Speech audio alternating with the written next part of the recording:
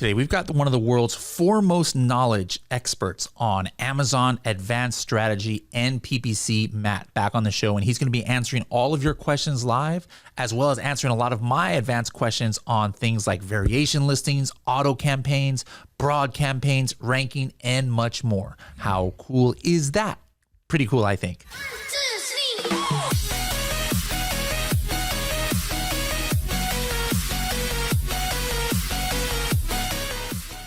Want to keep up to date with trending topics in the e-commerce world? Make sure to subscribe to our blog. We regularly release articles that talk about things such as shipping and logistics, e-commerce in other countries, the latest changes to Amazon Seller Central, how to get set up on new platforms like Newegg, how to write and publish a book on Amazon KDP, and much, much more. Check these articles out at h10.me/blog.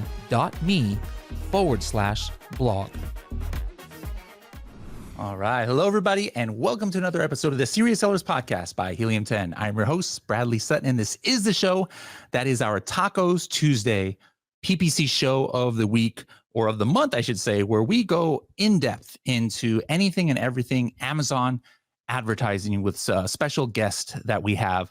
And this week or this month, we're going to have a special guest. We're going to invite him up. We're having some technical difficulty. I'm here at the Helium 10 office.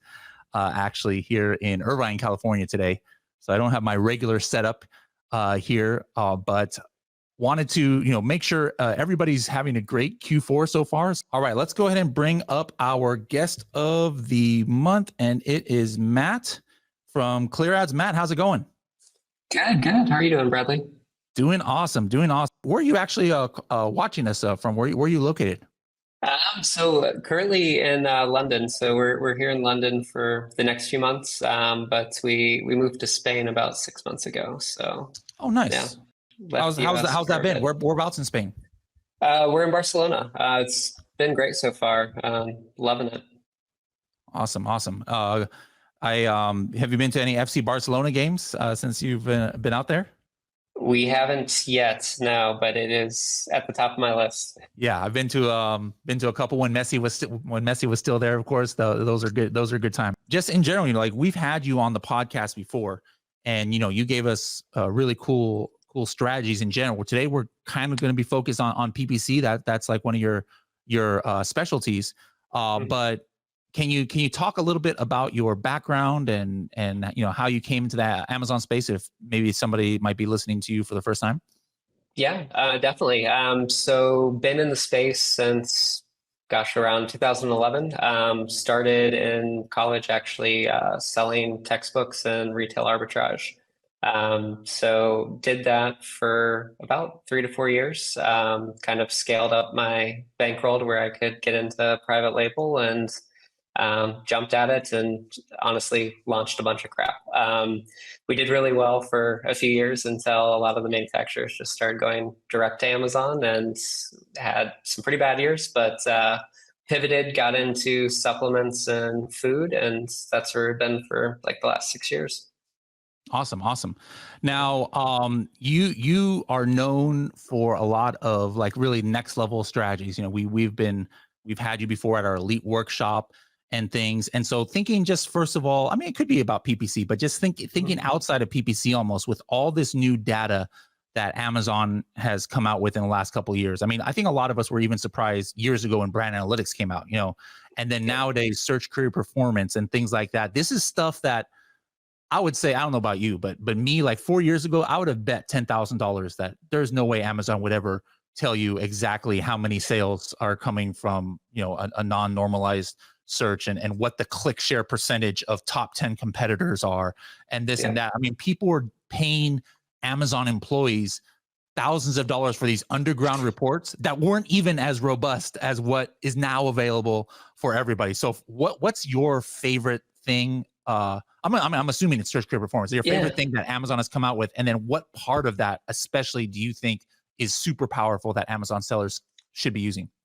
Yeah, so I would definitely say search query performance is up there. I would say they haven't changed too much about it in the last year and a half, but really where we've been getting a lot of knowledge and data from is Product Opportunity Explorer.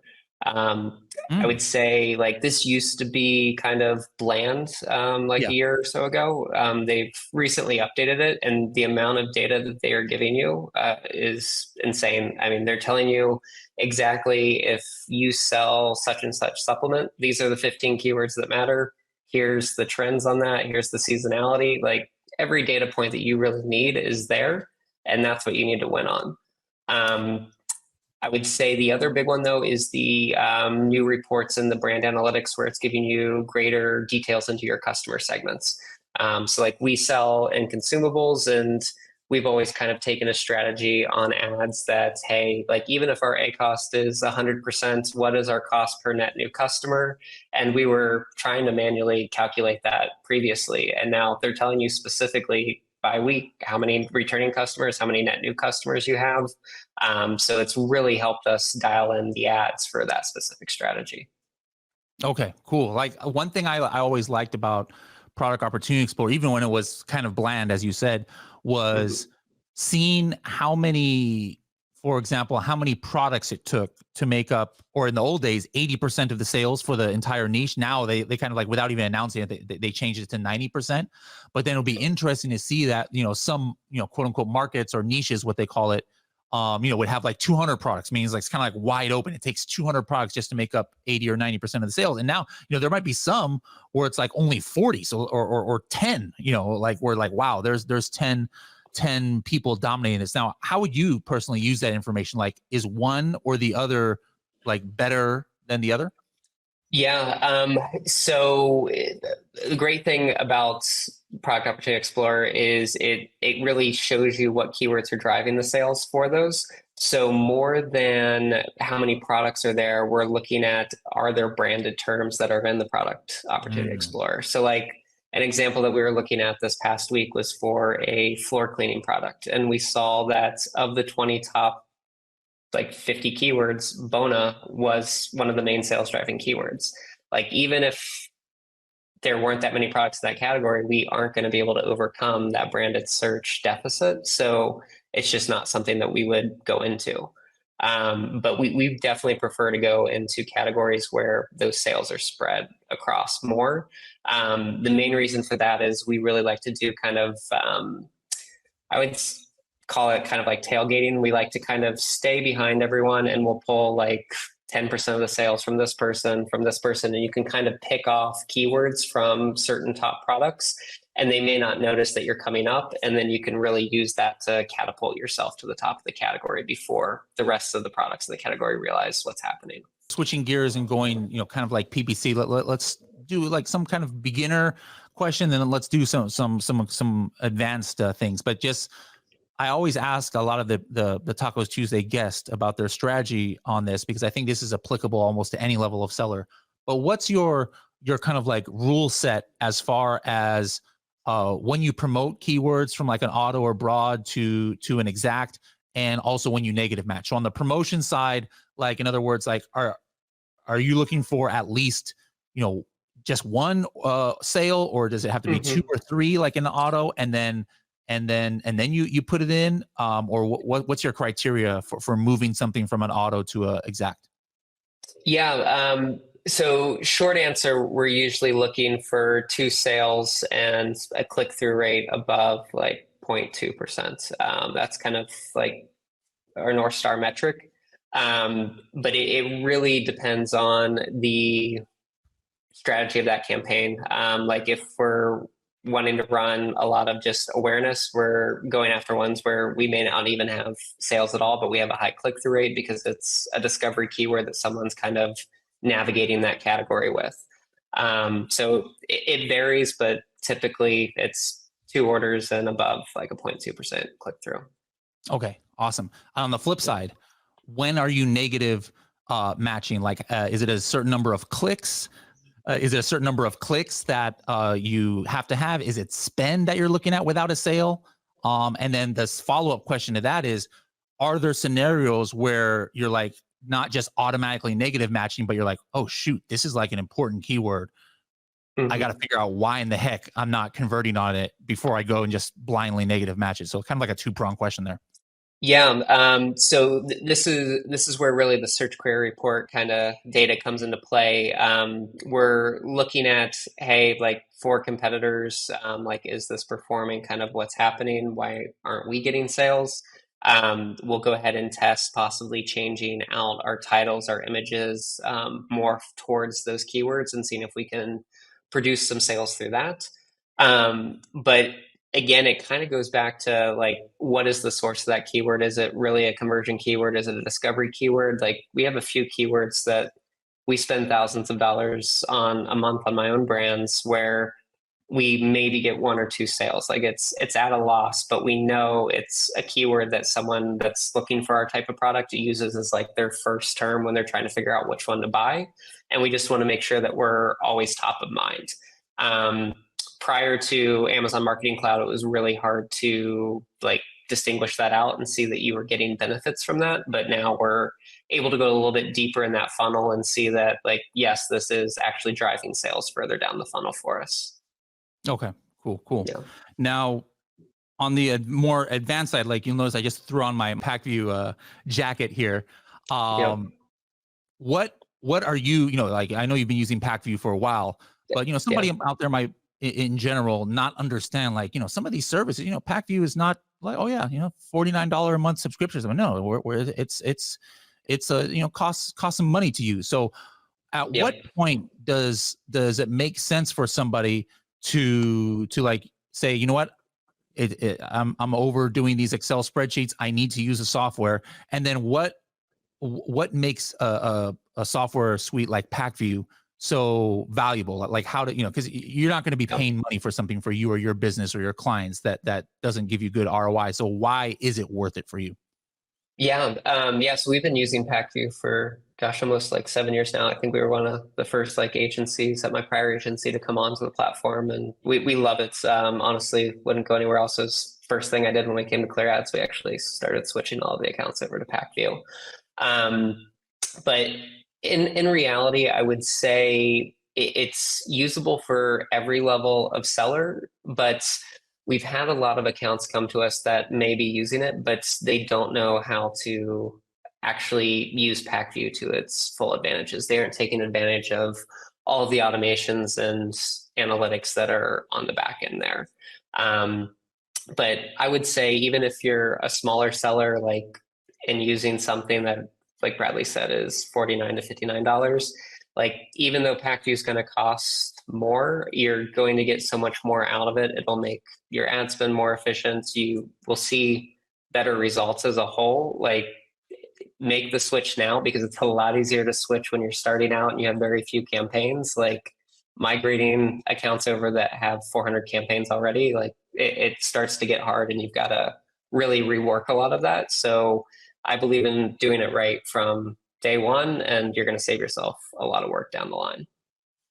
Now, one of the things Pacvue does that I probably eventually is going to come to regular sellers, might have some visibility in this aspect, but it's kind of like the ability to do like day parting and things. So is that something that you guys actually do? Like, do you use that service of turning off ads or changing budgets at certain Yeah. times of the day? And if you are, what's your criteria when you're looking at that? Yeah, so we do use that on every single account. We use it in one of two ways. One is we're manually adjusting it based on like our peak sales hours that we know of, if it's a high selling account. But on other accounts, Pacvue actually has an awesome feature where you can set up a day parting scheduler based on conversion rates, click-through rates, number of orders by hour, and it will dynamically update that based on a trailing 2-week, 3-week period, whatever you set it to. So Pacvue really does a lot of the thinking for you and eliminates kind of that concern from your mind. All right, let's see. We've got from Dauda, in Amazon PPC campaign, should I create one campaign containing an ad group for phrase, match, exact, and broad, or should I create each match in their own campaign? Or like, so I guess he's saying like maybe he should have different ad groups in one campaign, or do you just have like one ad group per match type per campaign? Yeah, so I'll tell you why we do it a certain way. I would say this is definitely kind of interchangeable depending upon how you want to manage your campaigns. But in order to have full and absolute control, you need to have a separate campaign for each of these. A good example of this is we had a client who came to us. They had a lot of mixes within their ad groups. During Black Friday, Cyber Monday, they upped their bids with top of search modifier, and they didn't realize that it would affect their broad targeting terms. And they were spending like $7 on broad terms and just getting placements everywhere and tank the performance. So we always break them out into their own campaigns. And then even from there, we'll typically segment out like superhero keywords into their own single keyword campaigns. Kim K, I don't think it's the Kim K. Hey guys, do you have a calculation that you use to determine how much to adjust bids? Long-standing sponsor campaigns with lots of history. Is the focus target ACOS? Thanks in advance. Yeah, so this is pretty easy. You can put together a pretty simple formula to figure out bids based on your target ACOS. So off the top of my head, and I could be saying this wrong, we have it in an Excel sheet, but you're really just looking at cost per click times conversion rates, and then equals your ACOS over that. I would say we typically don't optimize any campaigns towards ACOS. I think it's something that's been brought up a lot across like the Amazon ecosystem, and it's never really the best metric to look at.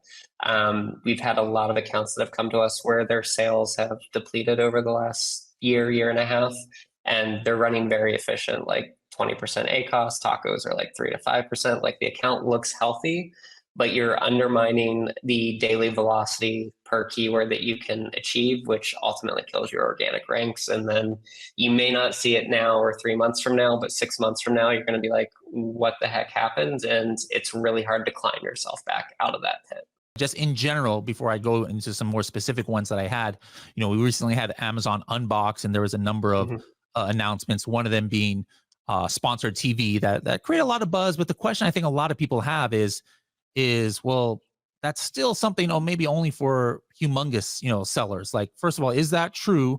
Or is there a path to using sponsored TV for, maybe there's a low 7-figure seller, high 6-figure seller. And then is it kind of only for brand awareness? Or do you think that there's, with the way that they're doing it sometimes with QR codes, like on Black Friday football game that they had, where there's a direct to purchase link, or is it more for brand awareness, do you think? Yeah, so we ran some over Black Friday, Cyber Monday across large and small brands, and actually saw decent performance on quite a bit of them. I would say the biggest factor that really drove it was the quality of creative. A lot of our smaller brands didn't have the creative backbone to really fulfill a huge TV push like that, and that's probably the guardrail that smaller brands are going to have trouble getting over. Like, you can't take a $200 video off of Fiverr and put it on TV and expect it to do well. So really focusing in on the creative and making it more like a TV commercial definitely helped for us. But we did have some very basic, like stop motion slide animated videos with just some text over them, and they did pretty well as well. So I would say it's worth trying out. Just make sure you're really narrowing down those audiences that you're targeting, because the CPMs on it are extremely high. But test it, put $20, $30 behind it per day, and just really see what you can do. I do think this will kind of be a big lever that larger brands can definitely lean more into to increase that awareness as they tap out other pieces of DSP and Amazon ads. But smaller brands is like, it's just as even as a playing field, but the creative does have to be elevated. William says, should I expect to see profit from PPC? I rarely see profit. However, the volume of sales increases where I see profit. Maybe he's kind of like talking a little bit of tacos here, yeah. or like, people, I think the narrative nowadays, what you hear when you hear sellers is, oh my goodness, like PPC is so expensive. Like, I don't even know how I can be profitable. but it's not all, you're not always trying to just make profit on the exact ad, right? Talk a little bit about that. Yeah. So like one question I always ask sellers that even like potential clients that come to us when they're complaining about profits or tacos or ACOS, I'm like, what's your CPA? And honestly, I can count on one hand the number of people that actually knew their CPAs by product that we've talked to. Every other ads channel, you look at CPAs, whether you're running on Meta, TikTok, whatever, you're looking at CPAs. And every time we've run the numbers, the CPAs are way cheaper on Amazon than they are on any other channel.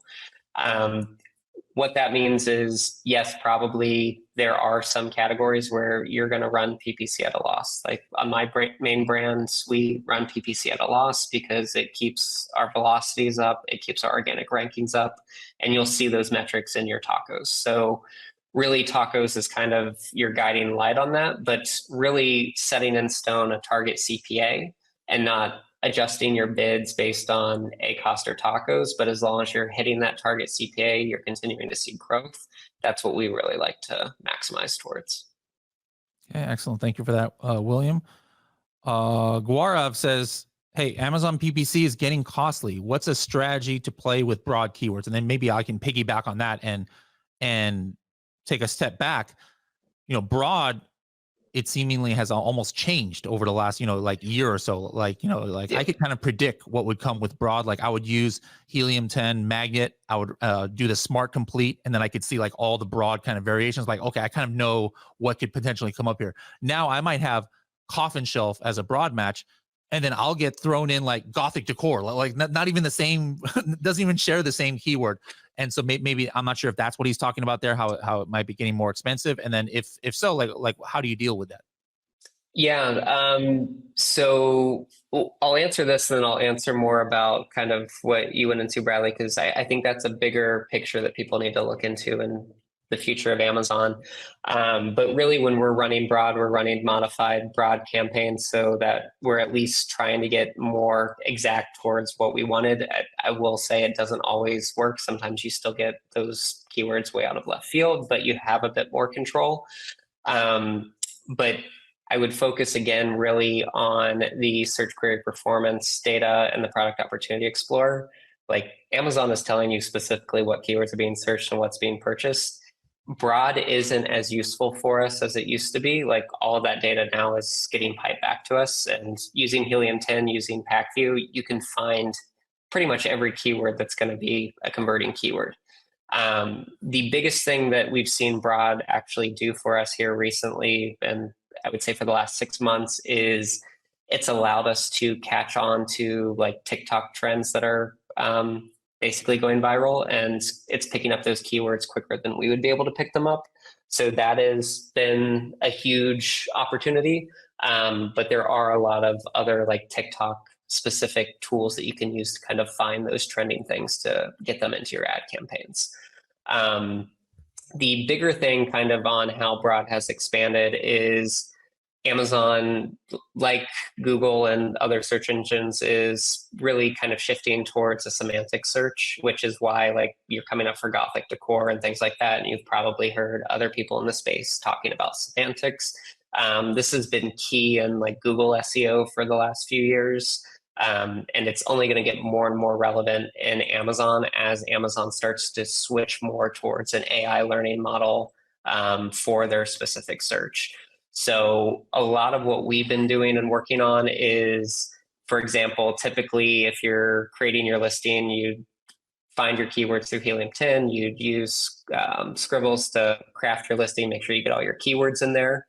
But like in your example, Gothic decor, that is a huge semantic keyword that is relevant to your coffin. We would go ahead and put that on the back end or try and figure out how to fit it into the bullet points, because it's just a check mark that Amazon's looking for now, because semantically they're saying you should say something about Gothic with your current product. And a lot of products that we've been optimizing towards this on, we've seen success like crazy, probably more than anything else that we've done in the last like year and a half. Gaurav has another question here. What would be the ideal ratio of performing and non-performing keywords in broad? Not sure if I understand that question fully, but do you know what he might be I would looking for? say, like in broad, you're gonna have a lot more non-performing just because of the control factor, unless you're using a lot of negatives, negative phrases throughout it. I would say we don't really look at the ratio of performing and non-performing in broad because really where we're caring about performance is on our exact match. We aren't caring as much here. We're using this to seed keywords. So even if they are performing, they aren't staying in broad that long if they are. So typically for us, it'd be like 90 to 95% are non-performing. Okay. Now, switching gears to auto campaigns. Mhm. What's your strategy as far as like the close match, loose match substitutes? Do you keep them all in one campaign, or do you actually segregate those targets in separate auto campaigns? Yeah, so we actually mix it up. We've seen hit or miss performance on these when we break them out. For whatever reason, sometimes they work better even with the exact same bids when they're all together. I don't know why that happens, but we typically test both, and then whichever one's performing, we pause out the others and let one continue on. We do a lot of negative matching in our auto campaigns that we're bidding on elsewhere. But we do also always still run a like super low bid auto campaign. We negate out branded terms and run them at like 30 cents per click. And like I was just looking at an account before I hopped on here. Last week, one of them got 135 sales for like $22. Like Mhm. these campaigns still work. Like I've used them honestly as long as I've been selling on Amazon, and we always set them up for all of our products. Now, going back to software, software like Pacvue, Atomic, one cool thing that we can do is, I could just see a search term, but not just at the campaign level. I could see it in all campaigns. Like let's say in an auto campaign, for example, um, like I got coffin shelf, and in that campaign I had 40 clicks and 0 sales, and let's say I felt that it wasn't too relevant of a keyword. I'm like, yeah, I don't want to keep spending money on this. Obviously at 40 clicks, I would negative match it.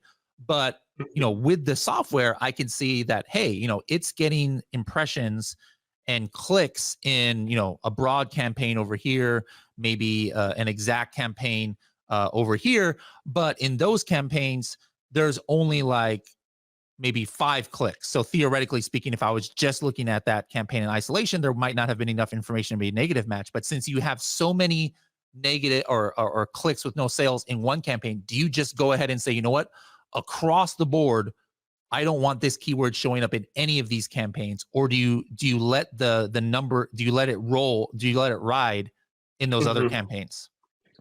Yeah, so great question. This is actually a feature of Pacvue that we use every single day because you see a lot of variance in this, and even like moving keywords over to exact match, but it may be in phrase at a bid like a third of what your exact match one is. For whatever reason, the phrase one is serving like crazy and you're getting sales. The exact match one isn't. So we look at this daily and we're trying to figure out one, like why isn't our exact match getting served? Like, hey, what's going on here? And adjusting the bids and keeping a close eye on it. But typically, if we're seeing performance elsewhere, we'll keep it on, mainly because we don't know exactly where that ad is appearing. Like, I mean, we now know like top of search, rest of search, product pages, Mhm. but we don't really know granular details. This is also something that Pacvue does really well. When you have your share of voice turned on, you can see exactly where your ads appearing and what placement, what percentage of time. So using Pacvue, or actually, I don't know any other tools that do it as deep as Pacvue does on that. We've been able to really narrow it down and figure out like, hey, this one's performing really well in slot 4 of ad positions. Like we can't get served for this one in slot 2 or 3. And we can readjust our entire strategy for that keyword for position 4 and actually set up automations in Pacvue to make sure we're always in sponsored position 4. Nice. Now, speaking of Yeah. that, how are you keeping at top of search? Like I'm kind of old school, where you're more old school than me, but like in my days when I first started learning PPC, there was no, top of search modifier and things like that. You just raise and lower the bids, and I kind of kept doing that because, like, I obviously with Helium 10, I'll turn on the boost in keyword tracker, and it's checking 24 times a day, rotating, addresses and browsing scenarios. So I kind of like know, am I showing up in top of search and sponsor or not? And I've just kind of like kept doing that. Now, are you still doing that, or do you use those like, hey, I'm going to go 200% for top of search, or some kind of formula like that? Yeah, so I'll say when the bid modifiers first came out, like they were amazing. We could bid like 60 cents with 900% top of search and get crazy conversions, and everything was great. Too many people are using them now, and it's kind of just a battle of who's going to pay more to get that position. What we've actually switched most accounts over to is actually using Pacvue organic and paid position bidding. So we'll set up rules to basically increase the bids until we're in position 1, and that will like set our new base bid if we're going for top of search. And then we'll use that and then look at our percentage of serving time through Pacvue into that and adjust as needed.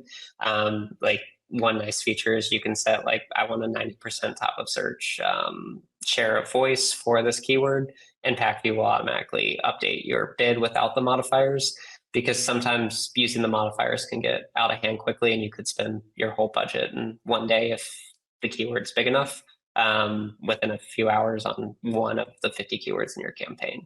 So we really rely on Pacvue to figure a lot of that out for us and optimize the perfect position for our ads. And we've kind of stepped back away from modifiers. The one place we do still use them quite frequently, though, is product page modifiers. We do a lot of product targeting where that's really what we're going after. And it does seem to still work well for us there. Rest of search hasn't been a great modifier for us as of yet. We have better success using set rules and Pacvue to manage that versus the rest of search modifier. Okay, cool. I got to fight to bring that into Atomic. I didn't know that Pacvue had that. Nice. Two-part question here from Duda. How would you use these keywords? Electrolyte protein phrase match and then electrolyte protein powder phrase match. My issue is that they are my main keyword, but they generate different variations in customer search terms with different variations with only one click or two the most. Out of those 50 different search terms that those main keywords are generated, how do I pick those that converted? So I'm assuming that he's got two targets here, and that maybe he's getting clicks on a whole bunch of long tail versions of this, perhaps, if I'm deciphering this correctly. Yeah. So I would say it depends on how that campaign is set up. So like in a typical phrase match campaign for us, we would never put those keywords into the same ad group or campaign, because electrolyte protein is electrolyte protein powder phrase. If you do have them split out into separate campaigns, if you have different bids there, like one's going to serve over the other always, like you have no real control in that. So I would say if it were me, I would just do electrolyte protein as a phrase match and get rid of any type of variation possible and use that as kind of my guiding light. If you aren't getting served, typically, I know that's a high volume category. Your budgets probably aren't enough within that campaign to keep it serving constantly, and you're getting like middle of page or bottom of page placements. So that's how it's kind of getting your budget throughout the day. I would test increasing the budget on that campaign and seeing what it scales up to, and you'll probably see a bit more even click distribution between those. Okay, cool. Sergio has a question here. Hey, say when launching, you tell your friends and family your brand and your product, and hey, go buy it. Should I do an exact campaign for the brand name so they don't have to scroll? So first of all, at least it's good that don't be doing, search, find, buy things or something, which it sounds like you're not. Otherwise, you wouldn't even have this question. And hopefully, you're telling your friends and family, do not leave your reviews, just at all, to make sure that you're not getting in trouble with Amazon. But yeah, if you're trying to get your friends to support your product, I think regardless if you're trying to get your friends and family to support your product, shouldn't you always target your brand name? Or that's only kind of like when you're more of a mature brand? Does that really come into play? What do you think? Yeah, I would say it depends on your brand name. If it's a unique brand name that like nothing else is really going to come up for, like, yeah, I wouldn't run ads. But if it's something that could be construed as something else, I would definitely run some ads to get it towards the top.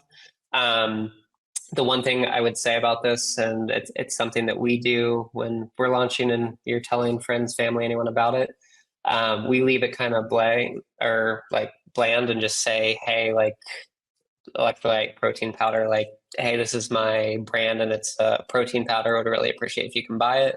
You're not telling them to go search, find, buy by Mhm. keywords, but if you tell them that, hey, it's a protein powder and it's the brand name, they're probably going to search protein powder, that brand Yeah, name, yeah. without you doing anything.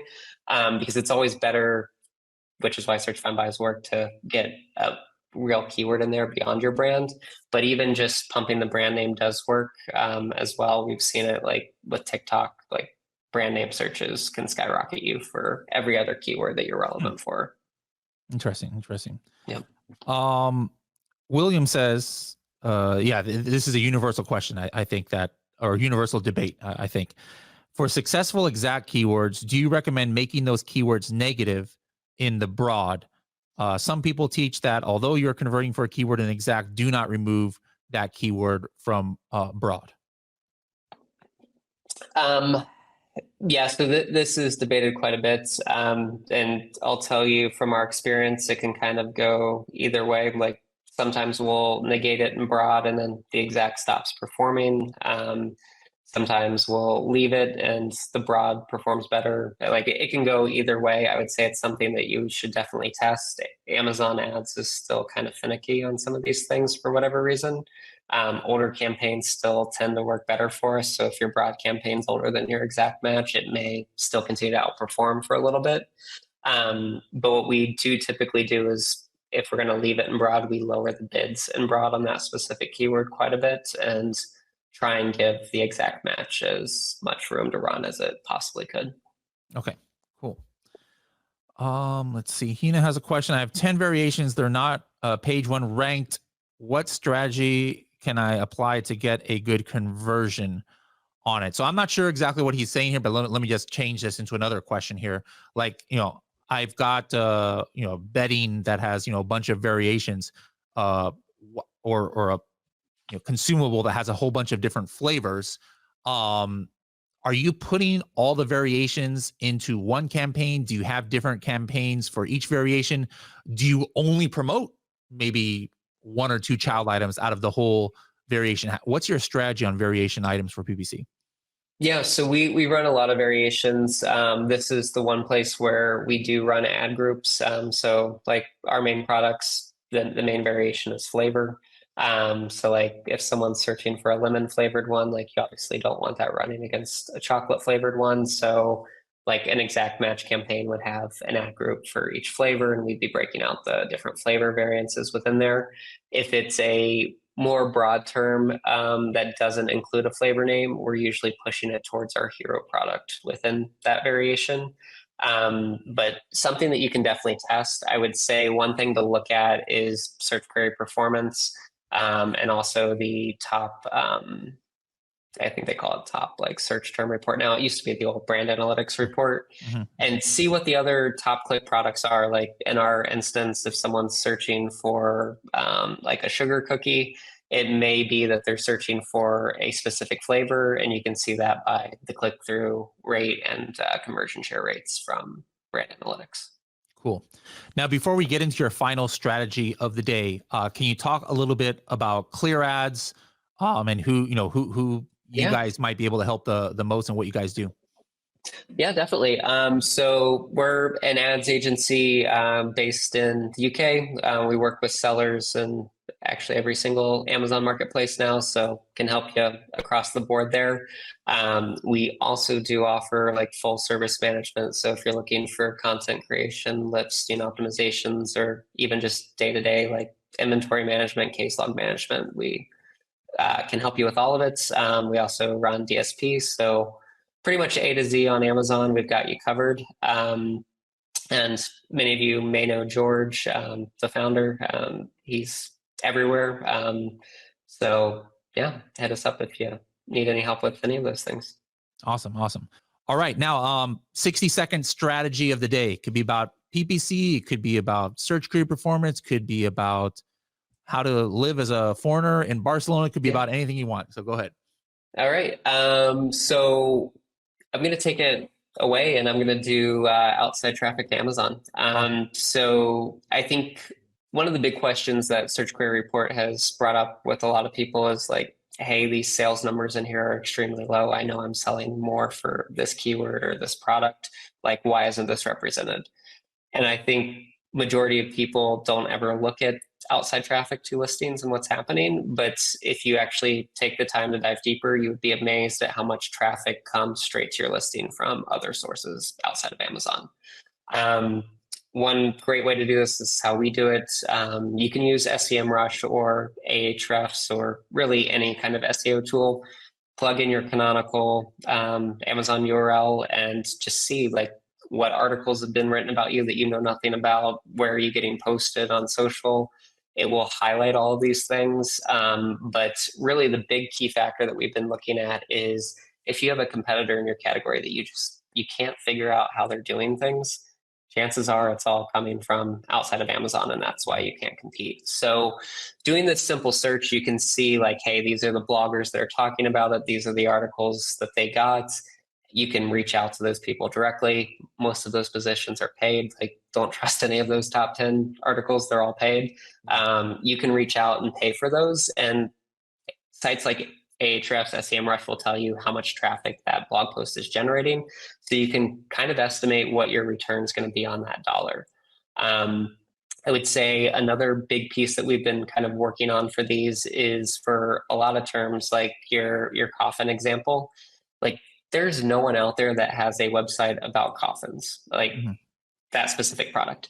Yeah. It would take you with AI a few days to whip together a basic WordPress site that has everything you would ever want to know about small coffins. And since no one else is writing about that, you're going to rank in Google like top 3 within a few weeks.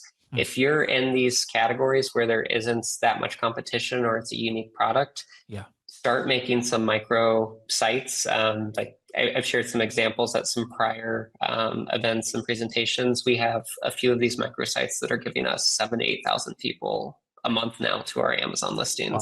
And we used AI for the entire process. So it took us maybe an hour per site, and they just continue to produce. And the big thing with that is it's a traffic channel that no one else can really steal from you because most people aren't looking at this, and you'll always kind of stay at the top of your category because your velocities will just always be higher. That might be something I'd like to dive into if you are able to come out in January, like your step-by-step a case study on that. That sounds fascinating. All right. Well, Matt, thank you so much for joining us. I know it's late over there. I appreciate it. And hopefully we get to see you in January. Sounds good. Thanks for having me.